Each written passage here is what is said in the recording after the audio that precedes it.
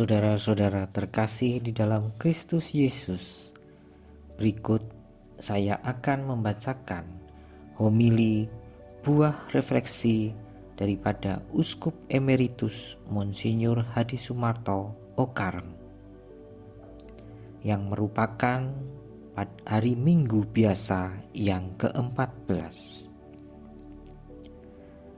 Saudara-saudara terkasih, ketiga bacaan kitab suci untuk hari Minggu ini cukup singkat dan semuanya sifatnya menggembirakan dan memberi hiburan dan kekuatan, khususnya kata-kata Yesus yang dicatat dalam Injil Matius. Marilah kepadaku semua yang letih lesu dan berbeban berat, aku akan memberi kelegaan kepadamu. Marilah kita dalam perayaan Ekaristi ini membuka hati untuk mendengarkan pesan Yesus yang juga ditujukan kepada kita semua. Saudara-saudara terkasih, dalam Injil Matius yang telah kita dengarkan tadi, walaupun singkat, namun mengandung pesan Yesus yang sangat penting bagi kita. Pesannya itu ditujukan kepada semua orang, siapapun, kapanpun, dan dimanapun. Situasi dan kondisi hidup kita berbeda satu sama lain. Namun kita semua di hadapan Tuhan adalah semartabat. Marilah kita memahami pesan Yesus sesuai dengan situasi dan kondisi kita masing-masing. Sangat penting ucapan Yesus bahwa Allah menyembunyikan misteri kerajaan Allah kepada orang bijak dan pandai. Istilah kiasan bijak dan pandai yang dimaksudkan Yesus ialah orang-orang yang memang pandai dalam memikirkan dan mengatur sesuatu, namun hanya demi kepentingan diri sendiri. Ada orang yang ahli mengatur dan memiliki uang, namun hanya untuk keuntungan sendiri, kerap kali merugikan orang lain.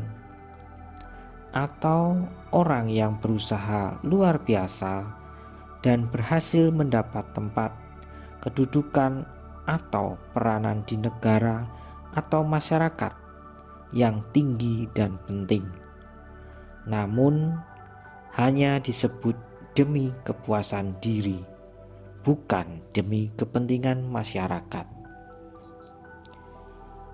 Tetapi di samping orang-orang yang disebut bijak dan pandai, yang dimaksudkan Yesus itu masih ada pula orang-orang yang memiliki kebijakan anak-anak, bukan kebijakan kekanak-kanakan.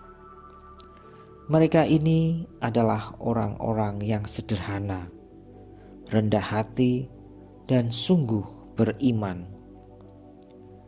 Mereka ini adalah orang-orang tahu dan sadar akan keterbatasan keadaan dan kemampuan mereka. Namun mereka percaya akan belas kasih Tuhan. Doa yang diucapkan Yesus kepada Bapanya dalam Injil meyakinkan kita bahwa Allah Bapanya sangat berbelas kasih. Yesus sendiri adalah cermin Allah yang mengutusnya. Apabila kita pergi kepadanya dan memanjatkan doa kita kepadanya, Yesus menyertai kita menghadap kepada Allah Bapa yang Maha Kasih. Seperti kita dapat mudah berdoa kepada Bunda Maria, demikian pula gambaran Allah Bapa yang tampak dalam diri Yesus Kristus akan juga mempermudah doa kita kepada Allah Bapa kita. Saudara-saudara, Injil hari ini menunjukkan kepada kita bagaimana kita dalam menghadapi keadaan dan tantangan hidup kita sehari-hari dapat berdoa, mohon kekuatan serta pertolongan kepada Tuhan. Doa yang benar harus memenuhi syarat-syarat ini. Kita sebagai manusia, sadar atau tidak sadar, condong bersikap sombong, bahkan tak jarang memiliki sikap arogansi. Tak jarang orang menganggap diri lebih baik daripada orang lain. Dalam hidup rohani, tiada seorang pun sebagai manusia dapat memiliki wewenang apapun untuk selalu berhasil dalam doanya. Sebagai makhluk, kita tidak berhak untuk menuntut kepada Allah. Tetapi apabila kita menyerahkan diri kita sepenuhnya kepada Allah sebagai Bapa kita melalui Yesus, maka bukan kita sendirilah yang hidup dan berdoa dalam kerajaan Allah yang telah didirikan oleh Kristus, melainkan Yesuslah yang sebenarnya berada, bertindak, dan berbuat dalam diri kita demi kemuliaan Bapa.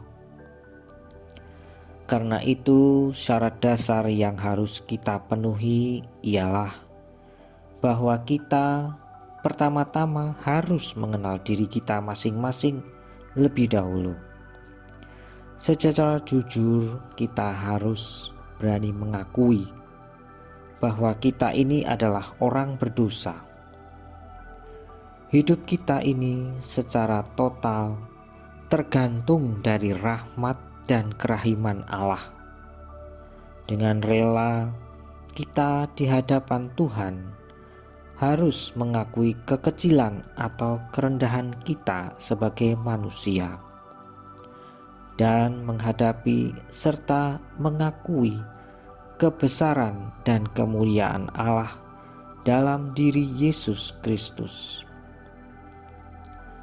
Saudara-saudara terkasih, di dalam menghayati hidup rohani, hidup keagamaan, hidup batin, semuanya itu bagi kita ibaratnya seolah-olah kita sedang naik tangga. Makin tinggi kita naik tangga, makin besar risiko atau bahayanya kita akan jatuh. Hanya apabila kita mau dan rela untuk bersikap sederhana dan rendah hati, Yesus akan selalu mendampingi kita untuk tetap naik tangga menuju kesucian Kristiani sejati, yakni kesanggupan kita untuk menerima kasih Allah Bapa sepenuhnya kepada kita. Keselamatan yang harus kita miliki bukanlah suatu hasil jerih payah kita sendiri, melainkan karya Allah Bapa dalam diri Yesus kepada kita. Jangan sampai kita terlalu percaya akan kekuatan dan kemampuan kita sendiri.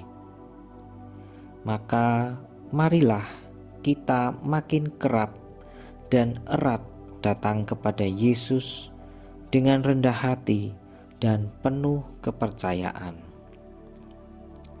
Ya Yesus Tuhan kami, dampingilah kami selalu.